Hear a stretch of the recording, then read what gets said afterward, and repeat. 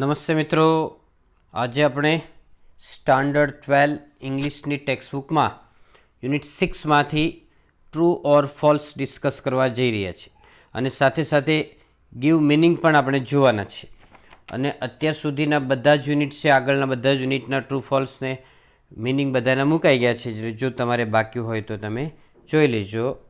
જુઓ તો આપણે યુનિટ 6 ટ્રુ ફોલ્સમાં Helen Keller could read more than one language. તો હેલન કેલર એક કરતાં વધારે ભાષા વાંચી શકતી હતી. તો એ સાચી વાત છે, ટ્રુ લખવાનો ઇન્સાન. નંબર 2 છે હેલન કેલર ફોટ અગેન્સ્ટ ઇકોનોમિક સિસ્ટમ. એટલે હેલન કેલર છે એ આર્થિક સ્થિતિ સામે લડતી હતી.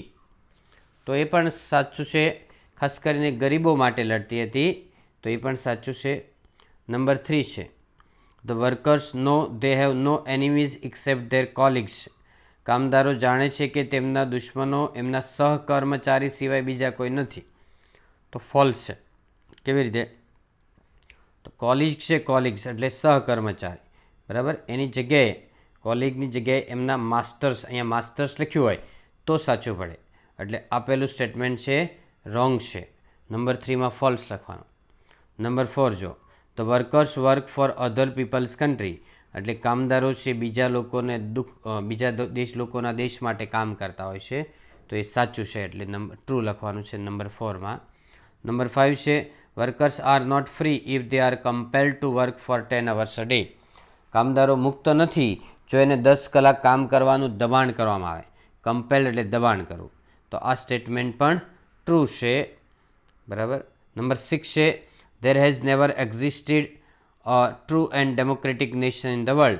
ખરેખર સાચું અને લોકશાહીયુક્ત રાષ્ટ્ર દુનિયામાં અસ્તિત્વ ધરાવતું નથી. તો એ પણ ટ્રુ છે. નંબર 7 જો workers do not follow strong man. તો એ રોંગ છે. કેવી રીતે રોંગ છે? તો વર્કર્સ છે ને એ ખરેખર સશક્ત માણસોને ફોલો કરતા હોય છે. એટલે કે એ લોકો છે, આ ડુ નોટ કાઢી નાખો તો તમારું સાચું પડે, પણ ડુ નોટ છે એટલે ખોટું પડે છે.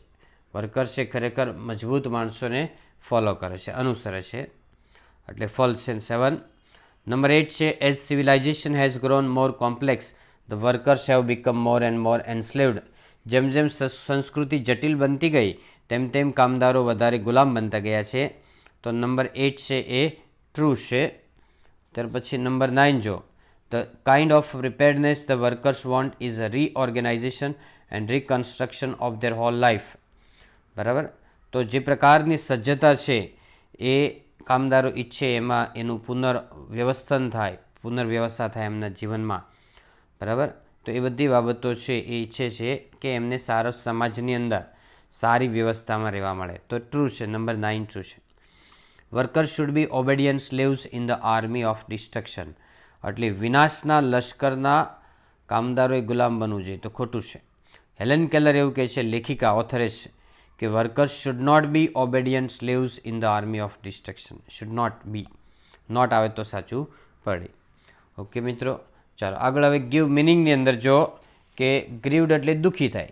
દુઃખી માટે સેડ શબ્દ છે, પણ સેડ ન હોય તો અનહેપી એટલે પણ દુઃખી થાય. પછી પ્રોપગેન્ડા એટલે પ્રચાર કરો. પ્રચાર કરો એટલે પબ્લિસિટી આવે. ત્યાર પછી ઇન્ડ્યોર એટલે સહન કરવું.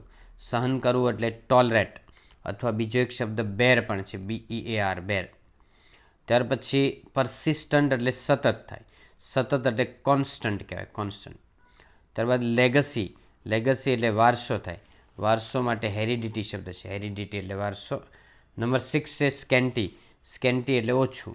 ઓછું માટે લિટલ શબ્દ છે. નંબર 7 છે અબોલિશ. અબોલિશ એટલે નાબૂદ કરવું. નાબૂદ કરવું એટલે રિમૂવ છે, રિમૂવ. નંબર 8 છે ડિસેન્ટ. ડિસેન્ટ એટલે યોગ્ય થાય. યોગ્ય એટલે પ્રોપર શબ્દ છે. નંબર 9 છે ઇન્વેઝન. ઇન્વેઝન એટલે આક્રમણ કરવું થાય. આક્રમણ કરવું એટલે હુમલો અથવા એટેક કરો. તો એમાં આન્સર લેવાનું છે એટેક.